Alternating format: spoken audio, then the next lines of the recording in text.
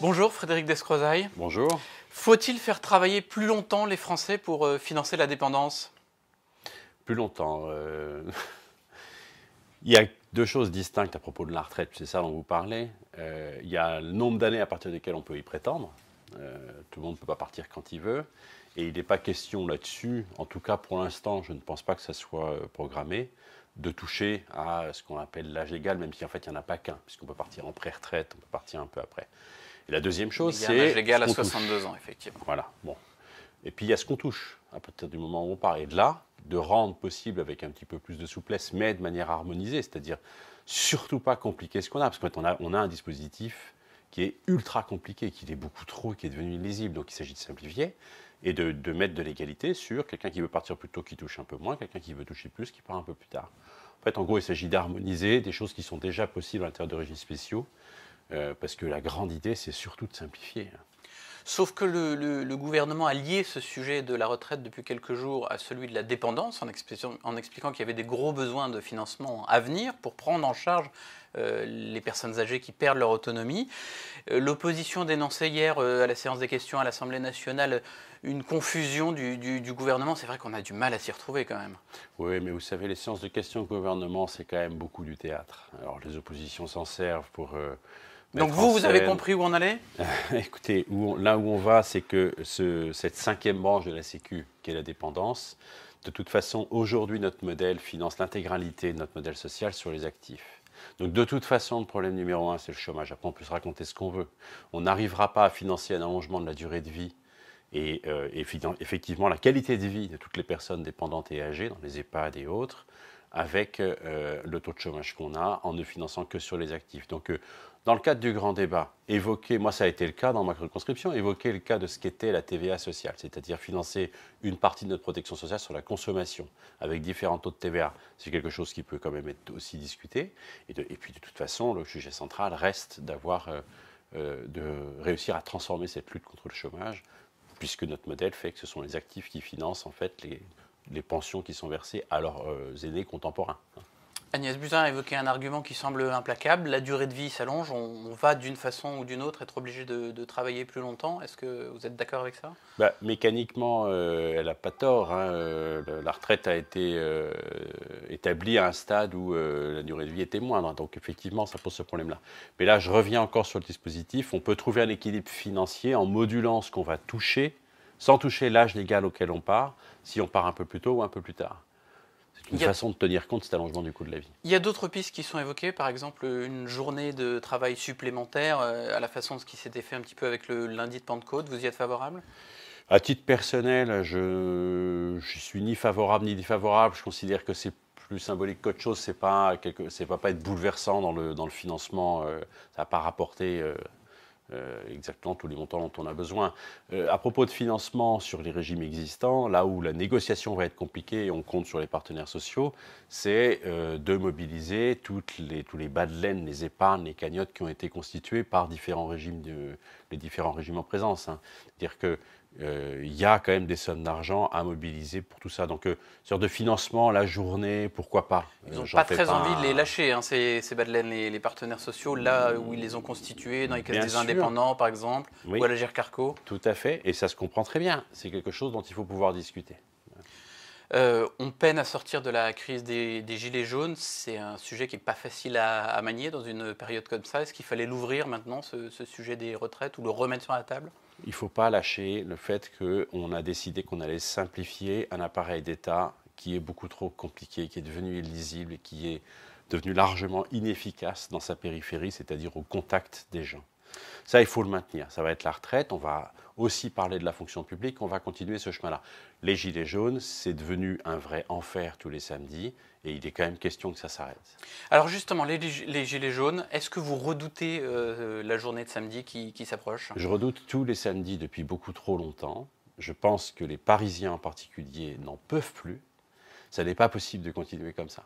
Donc là, je note qu'il y a quand même une grande réactivité de l'exécutif suite à samedi dernier, puisque personne n'avait compris pourquoi le dispositif qui avait été créé pour le 8 décembre n'avait pas été reconduit.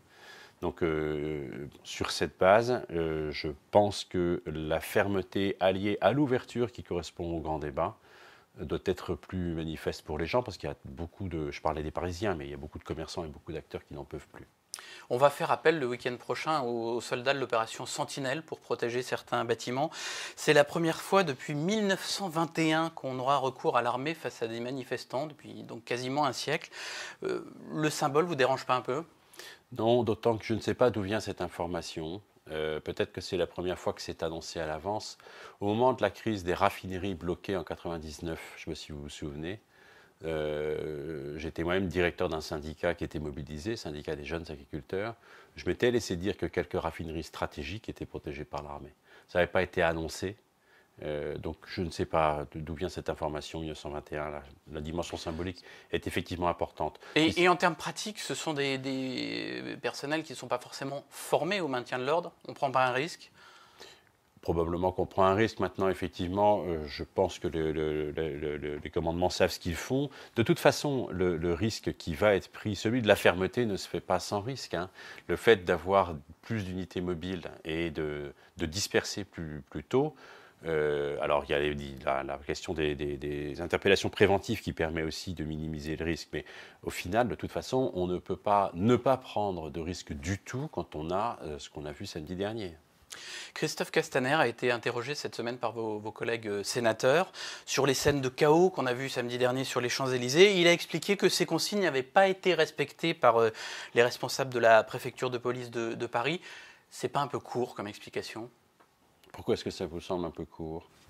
Il remet en cause ses subordonnés qui n'ont pas la même interprétation. L'autonomie de nos administrations et d'une bonne partie de notre appareil d'État, je peux vous dire, j'en ai fait l'expérience, c'est une réalité. Donc qu'un ministre, à un moment donné, donne des consignes, je ne sais pas sous quelle forme il les a données, et je lui fais a priori confiance. Et que ce qu'il est dit ne soit pas exactement ce qui est fait, parce qu'à plusieurs échelons, on va interpréter et faire un petit peu comme... voilà, ça c'est tout à fait possible. Est-ce que Christophe Castaner n'est pas un ministre de l'Intérieur affaibli aujourd'hui ? Il est certain qu'on peut le penser, il peut le paraître. De toute façon, personne n'est sorti indemne de cette journée de samedi qui était annoncée comme terrible et qui l'a été. Donc, encore une fois, ce que je note, c'est qu'il y a eu une grande réactivité. Je ne suis pas de ceux qui vont pointer, de savoir... Vous savez, quand il y a quelque chose qui ne va vraiment pas, et c'est comme ça que j'ai fait avec mes enfants, ce n'est pas la question de savoir qui va être puni et qui va être coupable. La question, c'est de comprendre ce qui s'est passé pour que ça ne se renouvelle pas. Je crois que ça a été le cas. Il s'agit de comprendre ça. Effectivement, il y a eu des limogeages, mais Delpech, il était question qu'il parte. Le préfet de police on a de une Paris. anticipation de quelques mois, donc on n'est pas vraiment dans la sanction symbolique. Ça attire beaucoup l'œil de se dire est-ce que Castaner est un bon ministre ou pas. La question, c'est qu'il a la confiance du chef de l'État. Il a Munez à côté de lui qui connaît très bien son administration et il tire les leçons de ce qui a été fait ou mal fait ou pas fait samedi dernier. Et c'est ça qui est important. Vous êtes membre de la Commission des Affaires étrangères à l'Assemblée nationale. Theresa May a demandé hier le report du Brexit de 3 mois. Le Conseil européen va se prononcer aujourd'hui. Est-ce qu'il faut accorder ce report ? Je pense que oui. Je pense qu'il faut lui accorder, puisqu'elle le demande. Mais il ne faut pas lui laisser entendre qu'elle va pouvoir négocier autre chose. Et il va servir à quoi ce sursis ? Mais c'est surtout, écoutez, c'est elle qui le demande. On ne va pas dire aux Britanniques, non, vous n'aurez même pas ce que vous souhaitez. Maintenant, ils sont incompréhensibles et c'est illisible.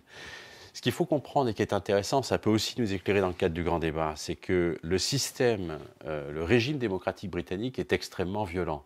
Le vote uninominal à un tour est d'une brutalité terrible. Vous votez qu'une fois et the winner takes it all. C'est-à-dire, même si le premier n'a que 18 points, voilà, il rafle tout. Donc ça n'est pas une culture du sens du compromis. Sur cette base, ils votent assez peu en référendum, et même si juridiquement leur référendum était consultatif, il a quasiment valeur constitutionnelle. Et aujourd'hui, on se retrouve avec une majorité introuvable sur quelque chose qui est absolument poisonnant, parce que finalement, ça remet en cause l'accord du Vendredi Saint sur la frontière entre l'Ulster et la République d'Irlande. Donc, vous pensez qu'il y a encore une chance de trouver un accord avant cette échéance, même repoussée de 3 mois ? J'en doute, et ça me navre plus que je ne saurais le dire. Ça va nous coûter une fortune. Je connais un petit peu l'agroalimentaire, on ne se rend pas compte, on importe beaucoup de produits frais alimentaire d'Angleterre. Je ne parle même pas que des poissons, même en fruits et légumes. Bon, bah ça, tout ce qui prenait un quart d'heure pour faire rentrer sur notre territoire, ça va prendre une demi-journée. On ne se rend pas compte de l'impact que ça a. Et c'est quelque chose qui n'a pas été anticipé, que personne n'a vu venir et qu'aujourd'hui on ne sait pas gérer. Donc je suis heureux qu'il y ait une fermeté des pays de l'Union, parce qu'on ne peut pas créer de précédent et il faut quand même qu'ils assument. Maintenant, c'est dramatique pour eux et Theresa May, on a l'impression qu'elle est mandatée par une majorité qui ne la soutient pas en réalité, donc c'est très compliqué. Dernière question, est-ce que Nathalie Loiseau est la tête de liste qu'il faut à la majorité pour les élections européennes? Écoutez, si elle est désignée tête de liste, ça sera avec enthousiasme que je la soutiendrai. De toute façon, comme vous venez de le dire, ce sont des listes, c'est un scrutin de liste, et ce qu'il faudra, c'est parler du fond. Rappeler que le traité de Lisbonne, même s'il est décrié puisqu'on avait voté contre en référendum sur cette idée de traité pour une constitution, rappeler que ce traité a donné au Parlement européen un pouvoir d'initiative et des compétences qu'il n'avait pas jusque-là.